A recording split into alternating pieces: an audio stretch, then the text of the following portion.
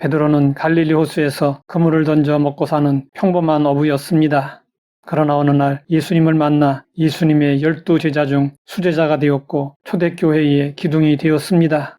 베드로는 처음부터 성숙하거나 영성이 깊었던 사람이 아니었습니다.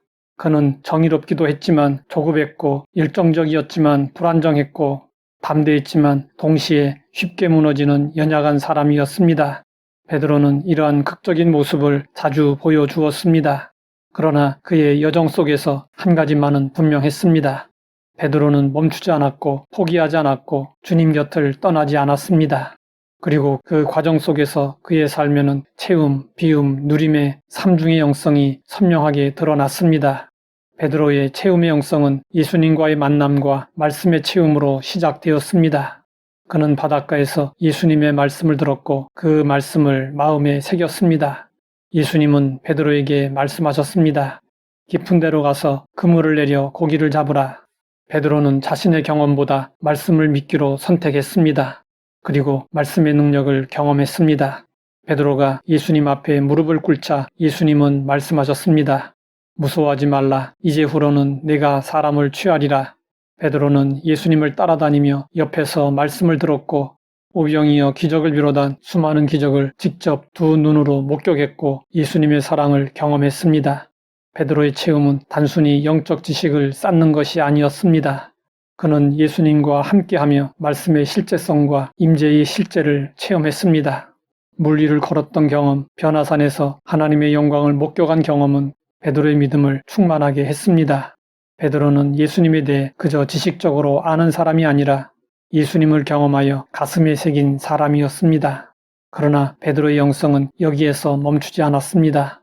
예수님을 따라가는 길에는 반드시 비움이 따라옵니다. 말씀으로 채운 사람은 필연적으로 자기 자신과 마주하게 됩니다. 자신이 가진 진짜 마음, 숨겨둔 동기, 믿음의 실체와 마주하게 됩니다. 베드로도 자기 자신을 보았습니다.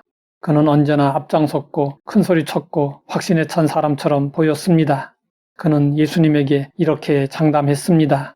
모두 주를 버릴지라도 나는 결코 버리지 않겠나이다. 내가 주와 함께 죽을지언정 주를 부인하지 않겠나이다. 그러나 이 고백은 오래가지 않았습니다. 베드로는 예수님이 체포되자 본능적으로 두려움에 사로잡혀 곧바로 무너지고 말았습니다. 그는 사람들 앞에서 공개적으로 예수님을 부인했습니다. 세 번째로 부인할 때는 저주하고 맹세하며 부인했습니다. 예수님의 예언대로 닭이 울었을 때 그는 자신의 믿음의 실상을 보았습니다. 그는 밖으로 나가 통곡했습니다. 그 눈물은 자책의 눈물이자 깨달음의 눈물이었습니다. 베드로는 실패를 통해 비움을 경험했습니다. 비움은 내가 할 수 없다는 것을 인정하는 것이고 더 이상 나의 의지와 능력 위에 믿음을 세우지 않는 것입니다.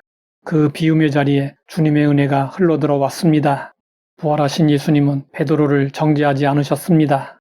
예수님은 그를 다시 부르셨습니다. 그리고 물으셨습니다. 요한의 아들 시몬아, 내가 이 사람들보다 나를 더 사랑하느냐? 베드로는 예전처럼 자신있게 고백하지 않았습니다. 내가 주님을 사랑하는 줄을 주님께서 아시나이다. 이는 부서지고 비워진 심령의 고백이었고 은혜 위에 선 고백이었습니다.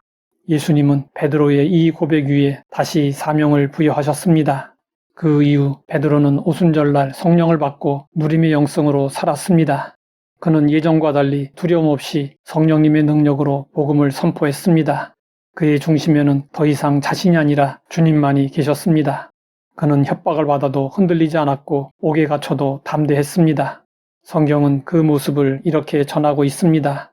그 전날 밤에 베드로가 두 군인 틈에서 두 쇠사슬에 매어 누워 자는데 이때 베드로는 천사가 옆구리를 쳐 깨워야 할 정도로 깊이 잠이 들었습니다.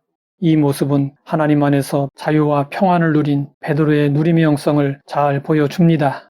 베드로는 기독교 박해 중에 로마에서 십자가에 달려 순교했습니다.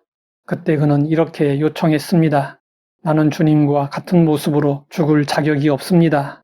그래서 그는 거꾸로 매달려 죽었습니다. 그의 마지막 모습은 패배가 아니라 승리였습니다. 채움은 하나님을 알아가는 과정이고 비움은 나를 내려놓는 과정이며 누림은 하나님 안에서 쉬는 과정입니다. 이 세 단계를 통과한 사람은 흔들릴 수는 있어도 무너지지 않습니다. 이 길이 베드로의 길이었고 오늘 우리도 가야 할 영성의 길입니다.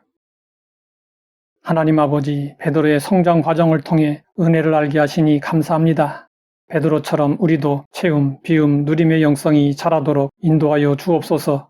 예수님의 이름으로 기도드립니다.